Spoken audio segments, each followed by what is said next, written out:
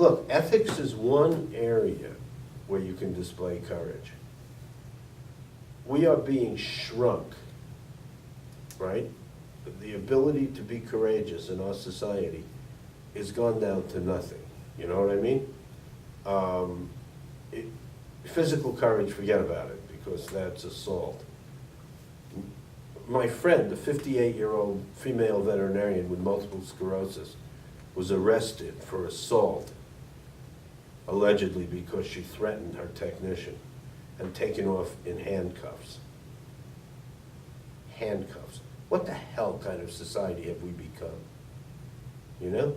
Well, we have zero tolerance for violence in Fort Collins. You know? So in Longmont, Colorado, they arrest a third grade girl because she brought a fruit knife her mama put in her lunch to peel the orange. In Florida, they arrest a kid and expel him from school because he points his finger at another kid. Is this demented? It is absolutely insane. What they don't understand is the more you try to suppress that kind of thing, the more it's going to pop out in pernicious ways. I remember my friend Elaine, who was just this classic Unitarian liberal. You know what I mean? I believe in love, not in war. You know, why doesn't everybody make love instead of making war? Blah, blah, blah. Because you get tired of making love, particularly if you're older, you know? So you want to go out and make a war and replenish, you know? So her little boy said to me, please, please, Bernie, for Christmas, can I have a cat pistol? I said, Gavin, I would like nothing better than to give you a cat pistol, but your mama will take it away. And I asked her right in front of him, would you? She said, of course, it's a war toy. Hammy. So what happened? I came over to visit them, and there's Gavin with a cat pistol. And I said, where the hell did you get that? He said, I beat the shit out of the neighbor kid and took his. Good job, Laney. Good job. You see what I'm saying?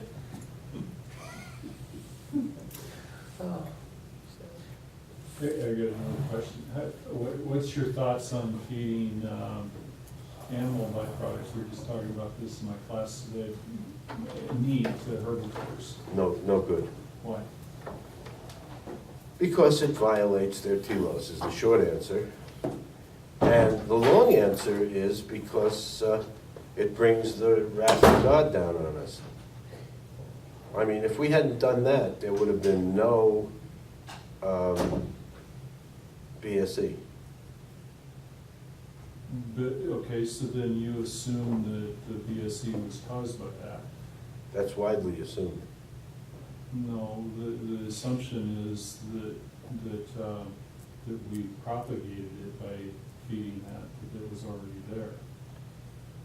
Right, but if we had not fed it to herbivores, they would not have gotten Creutzfeldt-Jakob. But we've got chronic wasting disease and scrapie and everything else and all kinds of naturally occurring herbivores, so. Doesn't mean we have to augment it. I don't think. I mean, I guess that argument to me that we didn't cause it, we propagated it, we increased it. I take that as a friendly amendment, and I'll say propagate. Okay. But people don't like the idea of taking animal products and feeding them to an herbivore. Yeah, no, I mean, I'm fine with that, I guess I just don't understand. I mean, so it's just, we are just like that we shouldn't do it because we dislike the thought of it. Well, and it has had untoward consequences, whether you say cause or propagate. Fine with me. I had an interesting experience when I was at OSU. I was asked to come in and teach an honors class, just a couple sessions on animal domestication. And it was about the time that the BSE thing was blowing up.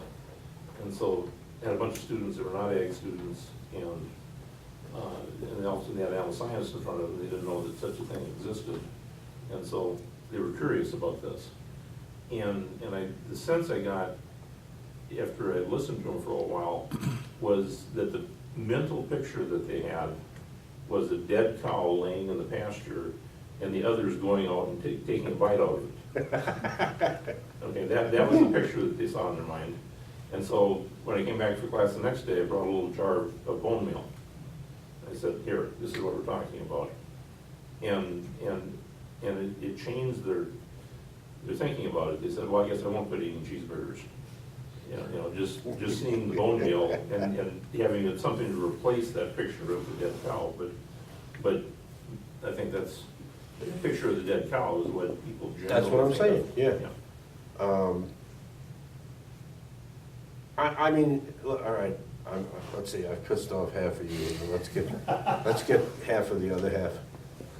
This constant feed trial stuff of feeding chicken shit to cattle, of feeding newspaper, that's not a good thing, you know what I mean? And what's the point of it? The point of it is efficiency, right? More bang for the buck, productivity. But there's a limit to productivity. Look what we've done to the dairy cow.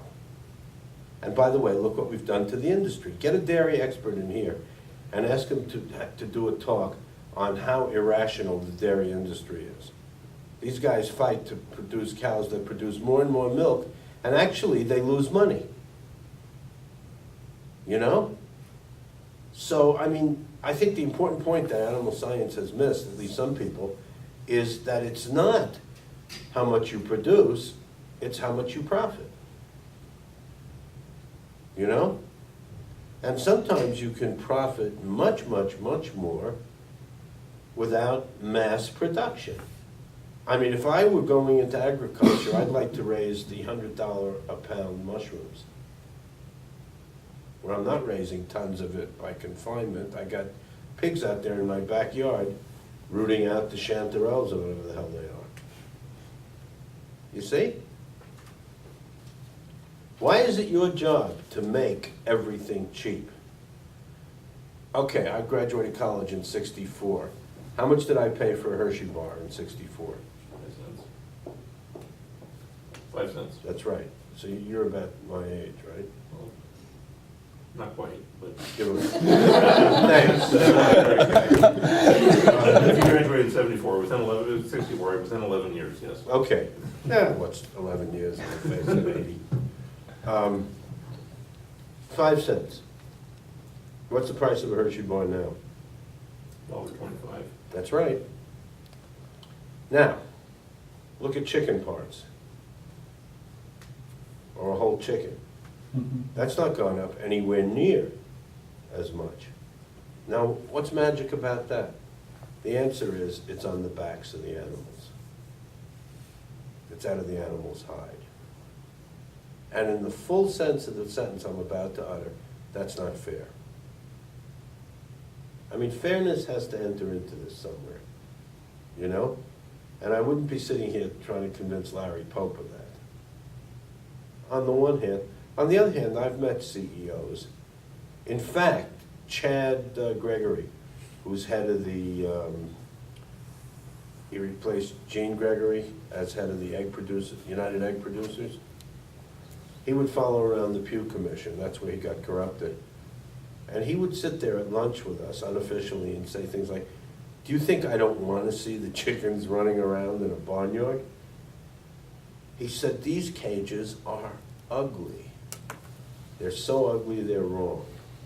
I would never, quote him in a publication or anything. I mean, this is human decency, a lot of this stuff. It's not rocket science. You know what I mean? The British had to pass a law in England that you can't keep a dog tied up on a short leash 24/7. Once again, I don't think that should be a matter for law. I think that's a matter of common sense and common decency. And I like to believe that this is a culture that's based a lot in common sense in a way that San Francisco may not be. Am I wrong? We hope so. So, yeah. Our leader left me with the command to bring this to a close at some point. And so. It's up to you guys. I think, I didn't get here till late, but I think Bernie's been working at this for 2 hours now, so this might be a good time. Don't bother me, Dave, I'm just saying. You guys have questions, I'll stay till the next time. To say, we'll sort of stop the official part, and if somebody wants to move up closer to Bernie and visit, he apparently is willing to do that. Yeah. Jenna, you got, We have lunch at. okay. So that's an official time limit. Okay, whatever you guys want. So, so let's clap and like say. Thank you. Thank you.